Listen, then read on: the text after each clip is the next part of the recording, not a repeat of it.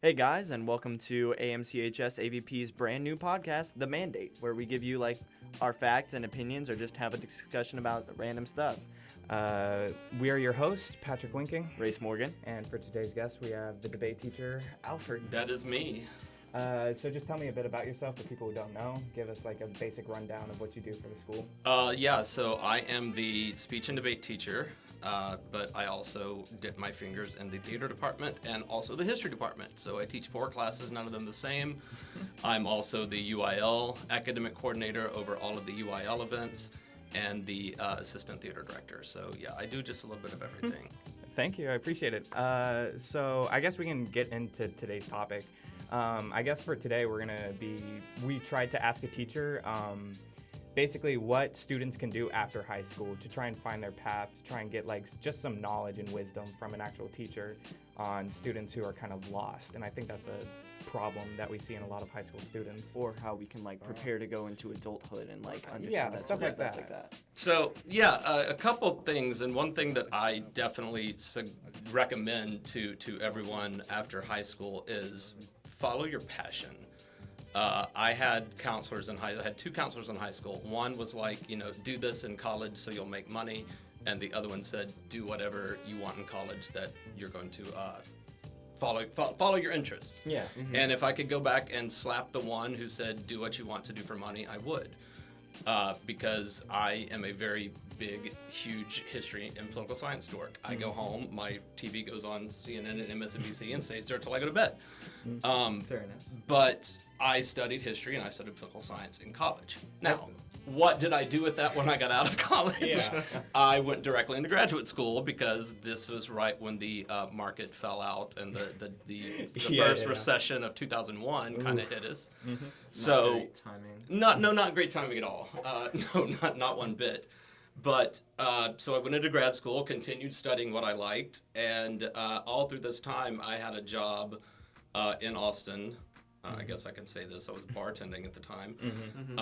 And there's money in that. There's lots of money in definitely. that. Yeah, for sure. So I kept doing that up until I moved to College Station, which was 4 years. This is my 4th year teaching here. So I was teaching and doing that at the same time for about 8 years because I didn't start teaching until I was 34. I managed bars, I did everything. So, you don't have to have a definitive path. That's what drives me crazy about hearing a lot of high school kids now. It's like they have their plan, figured out from fetus to death. Yeah. And that's just crazy. It's kind of laid out for you, I guess, from all society. You get your peers and you get look, you're gonna have to do this. Right. And I do not subscribe to that. I mean, even little kids are just like, ooh, I'm going to be an astronaut Or someday. yeah, but then how often does that really happen? But on that, I would love for kids to grow up saying, now I want to be an astronaut. You don't hear that anymore. No. Everybody wants to be some stupid influencer or, just be on TikTok famous or anything like that. True. I haven't heard the last time somebody said, I want to be an astronaut. I wanted to be a paleontologist for the longest time as a kid. Well, yeah, because what kid doesn't like dinosaurs? Bounty hunter. Yeah, stuff like that. And I don't know, you lose you see the loss of passion as you grow old, because at 8th grade you get this 5-year course already planned in front of you. You have to write every class you're going to do, what college you're going to go to, what you want to try and major in 8th grade. And I find that kind of just obscene to where you just have no clue, and you still find people having no clue. Yes. Kind of pushing yourself into the deep end. And so it just what I don't like personally is that society kind of gives you this pathway of you have to follow this, yet whenever you want to try and stray away from it, you give no help whatsoever. Right. Exactly. And things have changed for high school students, especially in the last, I want to say 10 years, because when I started teaching, it was college prep. Everyone's going to college. Everyone needs to go to college. Well, let's be honest. Not everybody's fit for college. Yeah. That's okay. Yeah. The world needs plumbers. The world needs electricians. Those people can go to college for 2 years and make an obscene amount of money, especially more than what I make. Yeah. So and that's the thing. There was, for 10 years, there was this kind of shame put on people who did not go to college. And that's finally changing. We're getting into things to where people can see I can go to a 2-year community college and get this degree. I don't have to have a college degree, and then I can do this and be successful. And not only successful, it's about being successful and happy. Yeah, Right. That's I the think other like there are three things that my parents told me where you get like for picking a job you can choose three value or criteria where you get money, you get happiness, and you get accessibility. Where you're trying to find like you can't have all three. Right, And no. it's really difficult. No. That's So the you whole got to thing. have like I personally am not that interested in money. So I'm trying to find something that makes me happy and I can get an easy job in. Be a teacher. But, yeah, If and you're not so- interested in money, that's a great thing. yeah. True. I've actually thought about doing. It's history it's teaching. great, but like I say, the thing that's just driving me crazy is just the death of curiosity. It's That's the, true. It's I can go on to, what is it, Wikipedia, and look up something, and an hour later I'm in a click hole, like 80,000 pages deep because I just keep Always. going and going and going. But you try to get some people to use the internet. It's like, oh, you can use this for more than posting TikTok videos and tweets and Facebook statuses and Instagram You get like pictures.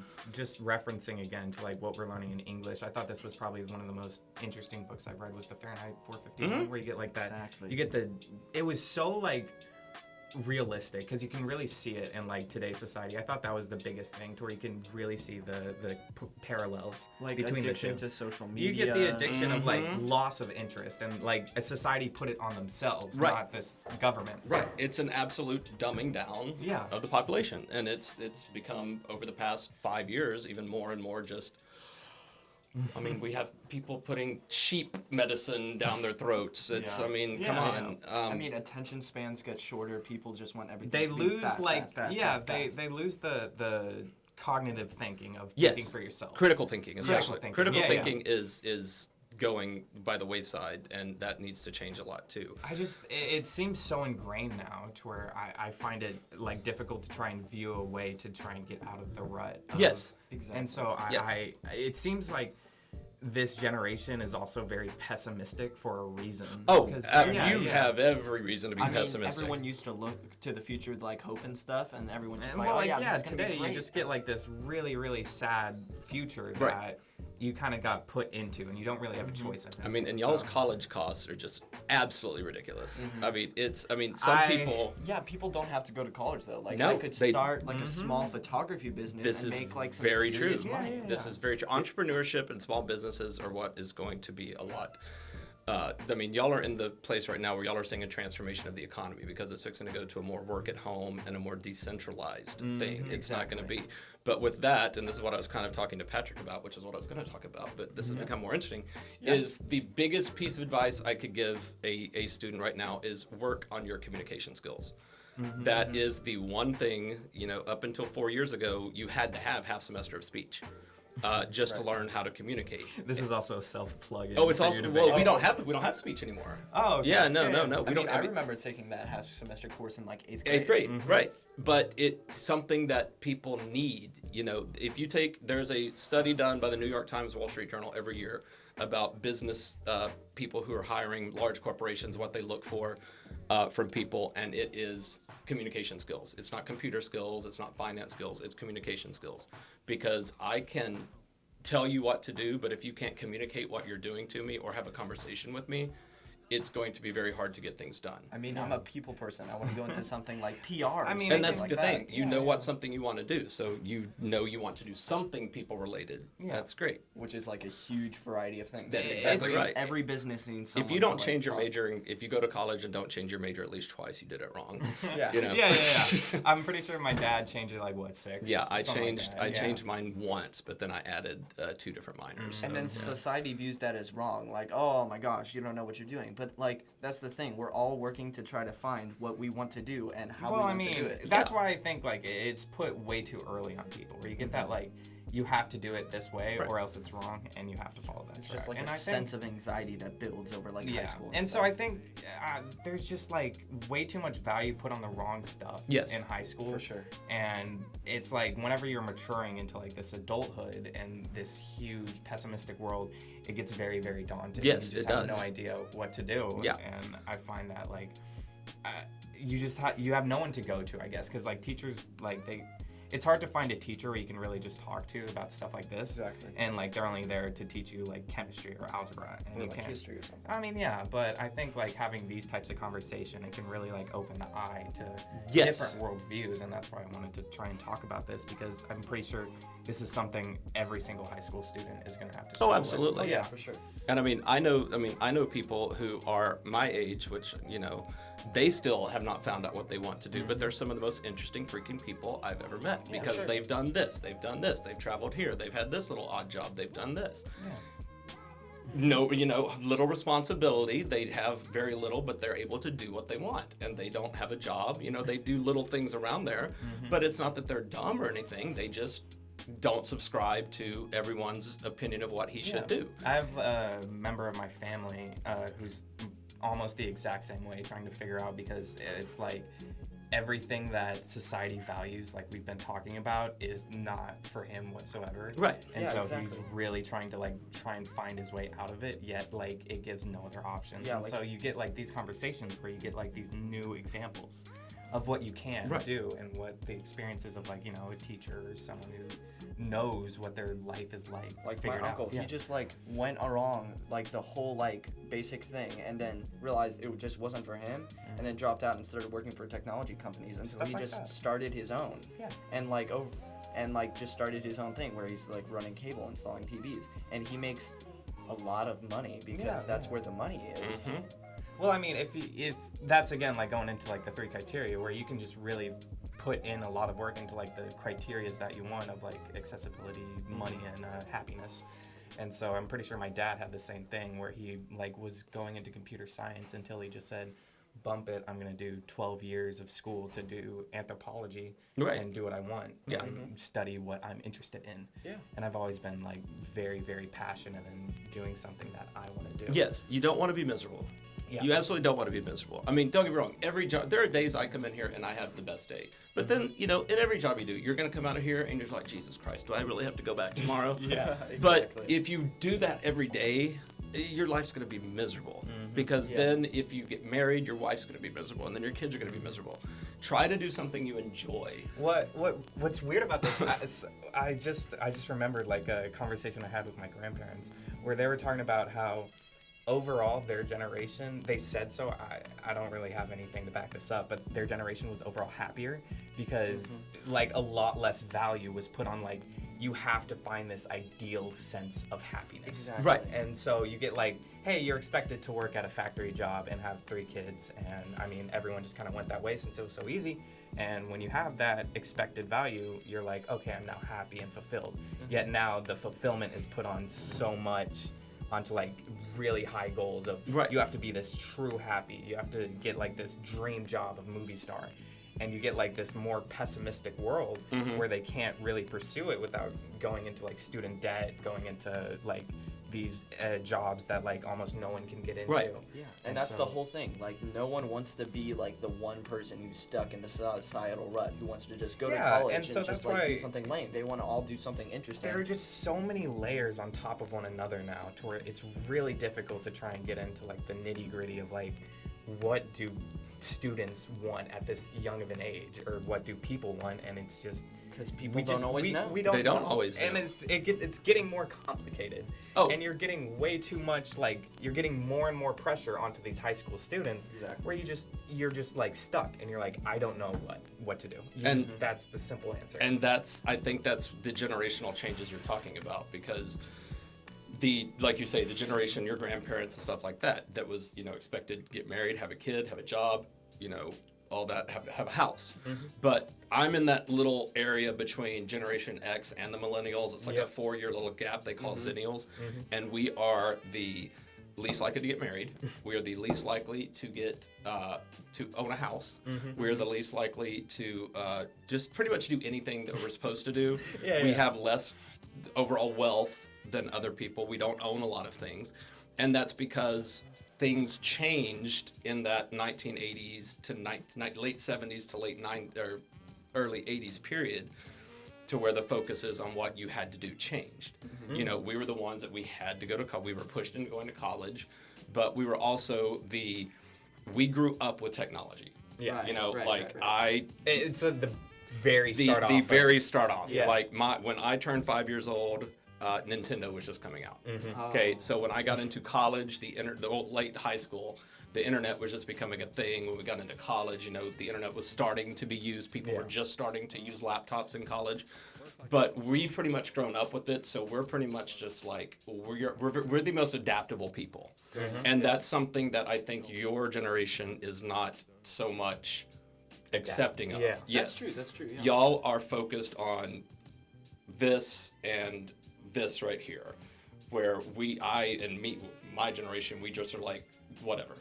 You know, we're used to taking it, because you got to understand, we lived through the Iraq War, we lived through 9/11. That was when we were like in our 2021 on 9/11. So we've had to grow up with this. So we've pretty much changed with the country. And the little bit of sociology stuff that I've done, it's very interesting just to look at generational changes and stuff. That's why I like the debate class, because we could talk, like we could sit and do like this in debate class all day. Yeah, and I think that's that was class. one of my favorite parts yes. of the day, where you get to just talk about stuff like just that. talking about like what makes you passionate. Yeah. And any sort of subject. But I think like with this generation as well, you can really see like, I guess, really, really pessimistic worldviews where like Y'all are scared to death of failure. Yeah. I cannot argue with that. That's How true. are you? What grade are you in? I'm a junior. You're both juniors, yeah. Okay, so knowing some of the seniors here, I've known seniors at this school that have applied for like 11, 12 universities. That's absolutely ridiculous. For sure. When I was graduating, it was you applied to 2 or 3. Because, well, first of all, college applications are freaking expensive now. You know, it used to be like $25 and here's a check and here's my application. But just applying for 11 universities, that could cost like $800-900. That's crazy. So yeah, I think y'all are just scared of failure, and you shouldn't be, because there are going to be times to where you do not always succeed, and it's just about always how you pick yourself up, dust yourself off, and keep going. If you don't, make you stronger. that's exactly right. And if you don't learn from them, that's the problem. The problem we have now is people are not learning from their mistakes. We have got to the point to where it's like, well, if I can yell and scream about how wrong the other people are and how right I am, even though I'm completely wrong. If I say it louder and, you know, many, many times, people start believing it. And the problem is people have gotten so lazy that they do believe it. Yeah, that's back to like the Fahrenheit, where you get like just that like not thinking for yourself. And if you hear someone say it, then you're like, oh yeah, I guess that's true. Oh yeah, I heard that this thing happened. And like I'm guilty of it too, which sucks, because you see like the Instagram post and you're like, did you believe? Oh, and I'm like, wow, I didn't know that. And then you don't.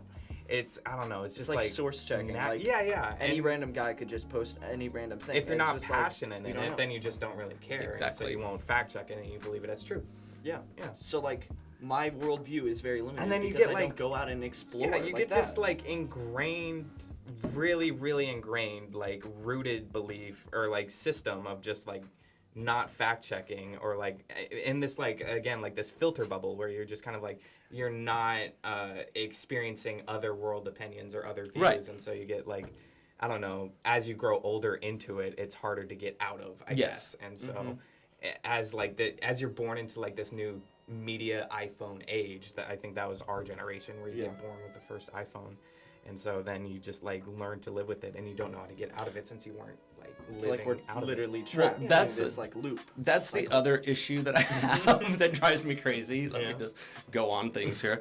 One more piece of advice would be to travel as much as possible, see the world, go learn about other cultures. But the fact that y'all have these iPhones, you know, this thing right here, first of all, this has more computing power than the freaking space shuttle had. And you have the world literally at your fingertips. If you have a question about anything, you have the answers right there. Yeah, Exactly. What do most people spend their time on the phone doing? social media. Literally nothing. Social media, doing nothing. It's, you know, people in class. Alfred, what does this mean? You have your phone in your hand. Look it up. Oh, man. Come on. You know, It's just like using 2 seconds of effort for like the knowledge of the world at your fingertips. Exactly. You have, I mean, if we would have had this when I was in high school, things would have been so much different. Oh my God. Yeah, it would have been nice, because having to use a card catalog, I don't even think anybody here knows what a card catalog is. I remember that story. That seemed, I mean, you would Yeah. just have like, instead of sources for debate, you would just have to have like a whole entourage like library worth of looking up. You could probably go to college and pass and be successful without ever stepping foot in the library. Yeah. Probably. Seriously. I don't know how Evan's library is. I had no problem. I mean, I pretty much lived in the library my junior and senior year because it was all, history and political science classes and writing intensive stuff. But yeah, I think that the way that the younger people are using and let me rephrase, the older people and the younger people are using technology are at both opposite ends of the spectrum. People using it, younger people using it just for fun and goofing around, and the older people using it to live in their echo chamber and continue to just believe what they want. That's why I continue to believe you're like Zennial, where like it's adapting because you get like in between those two. I mean, if you look at some of the studies, it's just really interesting because we're the last generation that was left at home alone. We did not. There was not. It was so funny because the craziest thing to me is, since I've been in teaching high school the past 8 years, is the amount of parents that pick their kids up from high school. That was not a thing back in the day. It was you ride the bus home, mom and dad will be home at 5 or 6. I have a cousin who's 20 and still doesn't have like his license, and you're like, you see this loss of interest to like really be an individual person. Yeah, I'm a very independent person. I can travel by myself. I can do things by myself, and that's totally fine with me. Me and my friends, we do travel and do things, but it's like it's not needed today. Yeah, I think that's the reason why. Exactly. And so people just won't do it. Yep. But I think that's just like a thought that you can food for thought. Yeah. But I think for right now, I think that's all the time we have. Okay. Thank you so much. Oh, for no being problem. on This was actually a lot of fun. Yeah. I really appreciate it. I think that's the end of our show. Thank you for watching. I'm Patrick Winking. I'm Race Morgan. You can visit Alfred in the debate room by the theater hallway by the cafeteria. 1136. Yep. All right. Thank you. I appreciate it. See y'all next time. Bye.